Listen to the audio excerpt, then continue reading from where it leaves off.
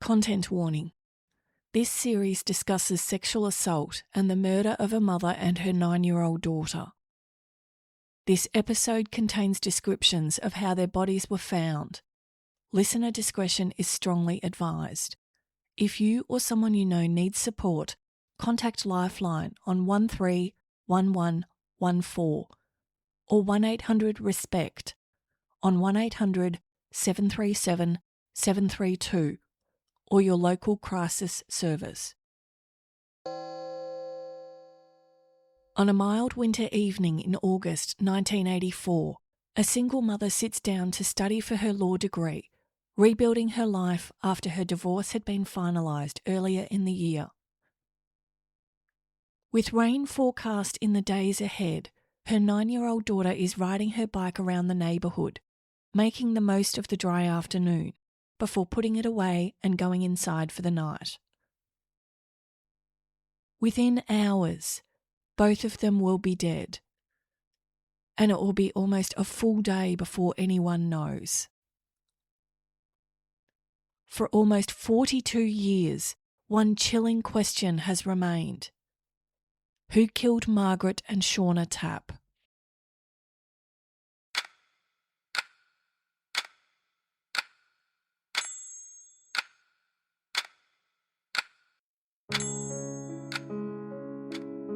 Part 1. Margaret and Seana Tapp.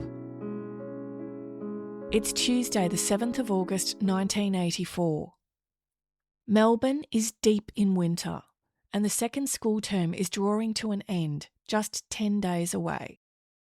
On the other side of the world in Los Angeles, the Olympic Games are counting down to their closing ceremony, and Australia's Gary Honey has won silver in the long jump behind 100-metre champion Carl Lewis. It's Bob Hawke's Australia. The papers are full of interest rates and petrol prices and the cost of raising a family. And in the outer suburbs, the evenings come down early and cold, the heaters go on, and the streets empty out by dark. Ferntree Gully sits about 30 kilometres east of the city, where the suburbs run out and the Dandenong Ranges begin. It's a family sort of place. Brick veneer homes on quiet courts, primary schools and milk bars, kids on bikes in the last of the afternoon light, mountain ash on the ridgelines above the rooftops. Kelvin Drive is one of those streets. Unremarkable, neighbourly, the kind of road where people know each other's cars and notice when the bins go out. The kind of street where nothing happens. 13 Kelvin Drive is the home of Margaret Tapp, a 35-year-old nurse studying law, together with her 9-year-old daughter Seana, a student at the nearby Wattleview Primary School, just over a kilometre away. For Margaret, this is a study day like any other. For Seana, it's an ordinary Tuesday at school, and, as on most days, she doesn't walk it alone. Karen, a school friend, is a couple of years older, but they live side by side and go to the same school, and more often than not the two of them head up to Wattleview Primary School together in the morning and back down again in the afternoon. Now school has let out, and across the neighbourhood children are drifting home in the low, fading light of a winter afternoon. School cases swinging, front gates clicking, an ordinary day winding down the way it always does. It's the kind of afternoon no one would have any reason to remember. Karen walks in the door of her home, a bit upset after her argument with Seana. She can't remember exactly what the argument was over, but Seana wound up hitting her on the arm with her case and it hurts. She goes to find her mother. Rose notices her daughter Karen is home, but she seems upset. Karen tells her that Seana and her had a fight on the way home, and Seana wound up hitting Karen's arm with her case. Rose asks where Seana is now. They look outside to see Seana is sitting by herself on the front step of her house. Her mother is just pulling into the driveway. Across the city in Footscray, Donald is close to knocking off for the day. He manages a transport company there, and most days he leaves at 5 and points the car east, home to Ferntree Gully, to Ross Street, the house he and Margaret once shared, back when they were married. They'd separated in 1979, amicably, and divorced only that January. Ever since, they'd stayed in easy, uncomplicated contact, mostly about the children. He'd last seen Margaret and Seana on the Saturday just gone. A few minutes chat at the Mountain Gate shops. Karen sees Seana riding her bike around in Kelvin Drive. Seana is by herself as she puts her bike away behind the gates in her driveway. Karen jokes that as a result of Seana hitting her earlier, she needs plaster on her arm and Seana will have to pay. Rose gets into her husband's car, a Holden Kingswood sedan, and reverses it out of the driveway to head to work. As the car swings back a bit to near the front of the Tapp house, she puts her seatbelt on and glances up into Margaret's loungeroom window. She sees Margaret through the window, sitting on her couch and reading books. Thinking she was studying, Rose goes to wave but realises Margaret hasn't seen her and continues on her way. Jeff is driving home from work in a southerly direction along Kelvin Drive. He notices a red Ford utility parked outside 15 Kelvin Drive. It looks like it might be around 1972 or 1973 model and is facing a northerly direction. There's no one in the vehicle, but it has oval round headlights. He hasn't seen it before in the street, so it stands out a little, as it's so bright. Donald pulls into Ross Street just before 6 to a full house.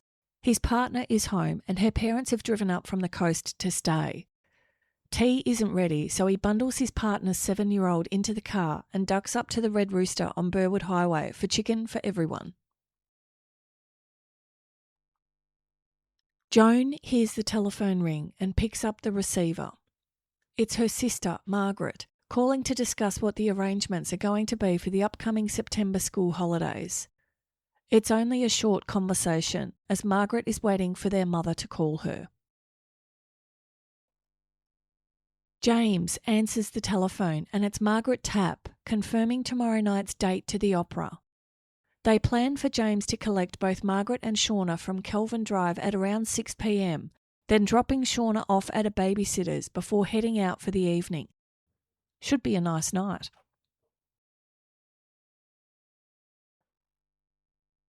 Joan has another telephone call and it's her mother. She has already spoken to Margaret. They have a chat about nothing in particular. John picks up the telephone and recognises the voice on the other end as Margaret Tapp. She's trying to arrange a babysitter for Seana for the following evening and is struggling to find someone. She's talking pretty quickly and the conversation feels rushed, but John and his wife are available and it's locked in. Margaret will give Seana dinner at home, then bring her over around 5:50 p.m. Robert, a resident in Kelvin Drive, is heading out to play a game of basketball with a friend. As they pass 15 Kelvin Drive, he notices what he thinks is a red-coloured Ford utility with 12-slot mag wheels and hubcaps in the centre. They aren't the standard fitted wheels, so it stands out a little. The ute is bright red and he sees what he thinks is a fancy sort of gold pinstriping along its side, from the front to the rear. There's a black tarp on the tray. Interesting. Rose comes home after a night at bingo. She'd gone there after work and it's late, around 10:30 p.m, so she puts the Olympics on television for a while. After dinner and the evening chatting with his partner's parents, Donald decides it's time to turn in. The rest of the household agrees, and at around 11 p.m, the lights go out and everyone's in bed. Around midnight, Rose decides it's time for bed, so she lets the dog out and retires for the night.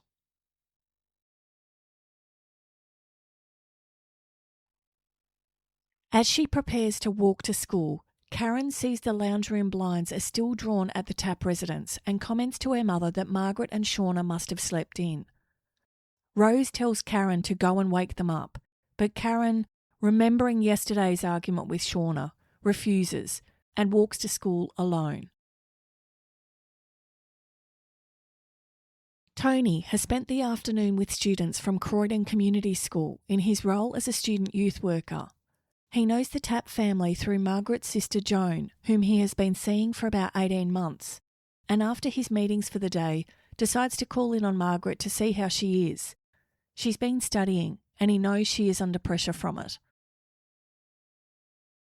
Karen returns home from school and notices that the blinds at 13 Kelvin Drive are still drawn. She tells her mother, who says that it may just be that Seana is sick, or Margaret is having a nap as she sometimes does. It's not usual, but it's not unheard of either.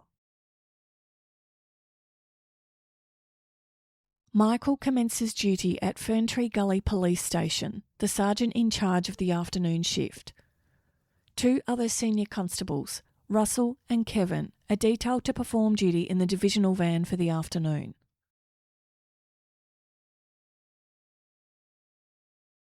It's just after 4 p.m. as Tony arrives at 13 Kelvin Drive for a visit.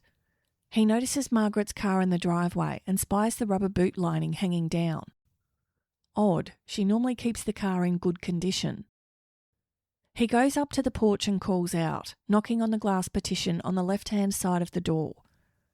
As he goes to knock a second time, he notices the lounge room curtains facing the porch are shut and figures Margaret is probably having a sleep. He hears the dog at the gate, talks to him, and returns to his car to write a note to leave. As he returns to the house with the note, he notices the papers are still in the letterbox. He grabs them, puts his note on top, returns to his car, and drives off towards the milk bar up the street. James takes his son to his babysitter's house in Scoresby for the evening, eats some food there, and leaves just before 6 p.m. to pick up the Tapps from Ferntree Gully.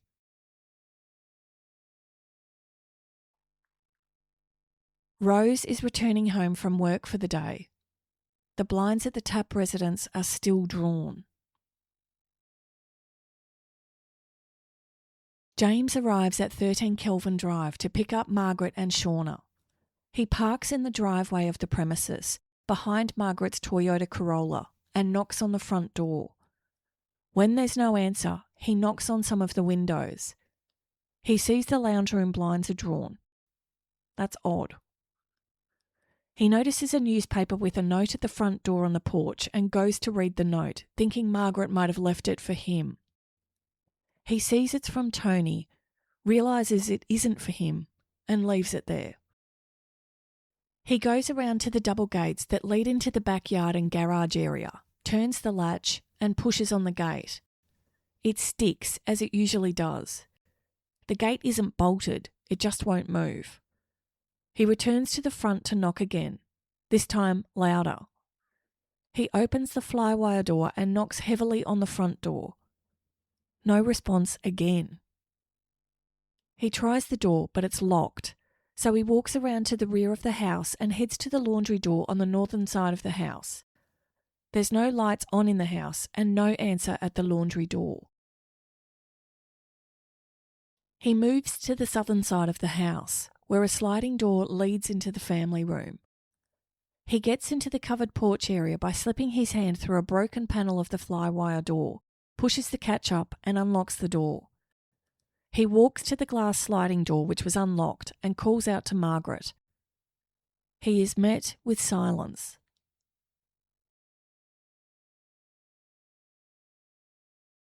Something just doesn't feel right about it all, so James walks into the family room and turns on the light on the opposite wall to the door. He's not sure if he's doing the right thing, but he continues into the hallway, past Seana's bedroom. Her door is open, but the lights are off. He walks into the master bedroom, switches on the light near the door, and looks towards the bed. Margaret is in bed, the doona raised and crumpled. He thinks Margaret is asleep as he walks over and puts his right hand on the doona, calling, "Marg?" For one merciful second, he believes she's just unwell, so he pulls the doona down a little with his left hand and sees her hands crossed, with her right over her left, resting on the top of her chest and just covering the lower part of her neck. He picks up her right hand and pulls it away from her left and feels her hand is cold. He looks up and notices a reddish mark on her neck and discolouring on two of her fingers. He runs out of Margaret's room into the kitchen and calls police to make a report.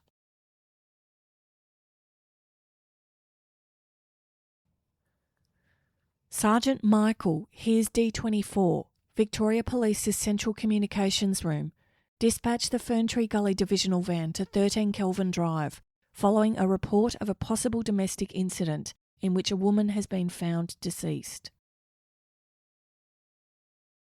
James gets off the phone to emergency services and immediately thinks of Seana. He unlocks the front door and goes next door to see if she's playing with the neighbours. Karen opens the door to a man checking to see if Seana is there. She isn't, and Karen hasn't seen her since their argument the day before.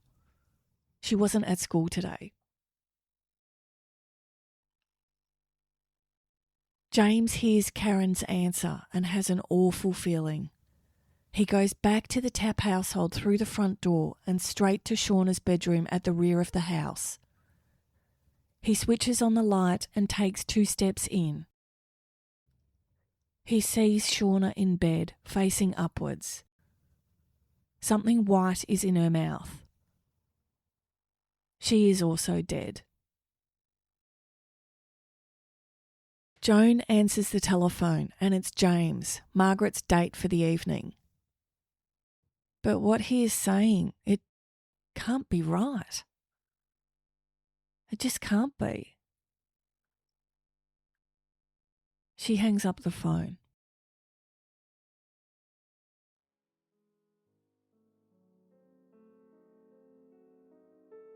Someone saw something. Someone knows something. They may not even realise it because what happened to Margaret and Seana happened inside an ordinary Tuesday, a school day, a bike put away before dark, a phone call about the September holidays. Fragments of memory may exist unnoticed, unrecognised. And after more than 40 years, the truth is still out there, waiting for someone to realise they may hold a piece of it. The blinds at 13 Kelvin Drive stayed drawn throughout Wednesday. A neighbour thought they'd slept in. A friend knocked, decided she was resting, and left a note. Every person who looked at that window found an ordinary explanation, because ordinary explanations were all there had ever been. Almost 42 years later, their family still don't know who was in that house. But someone does. And it's time. Join us for the next episode, which focuses on the investigation. We step through the first hours and days as they unfolded, before later episodes return to what we can and can't see differently today. Margaret and Seana's families have been waiting more than 40 years to find out who is responsible for their deaths.